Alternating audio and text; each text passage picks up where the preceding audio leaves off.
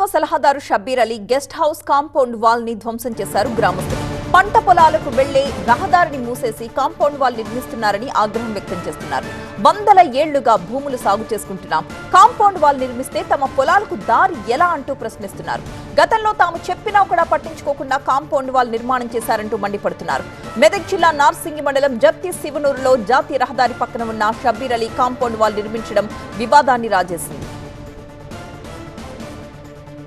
తమ పొలాలకు వెళ్లకుండా షబ్బీర్ అలీ గోడ నిర్మాణం చేపట్టారంటున్నారు గ్రామస్తులు. 200-300 ఎకరాలు ఇక్కడ పోయే దారి ఉన్నది. ఆ దారిని కూడా మూసేస్తే మేము గ్రామస్తులం అందరూ వచ్చి ఆపినాం. మాకు ఇక్కడ కాదు, తాతల ముత్తాతల నుంచి కూడా మాకు ఇక్కడ పోయే దారి ఉన్నది.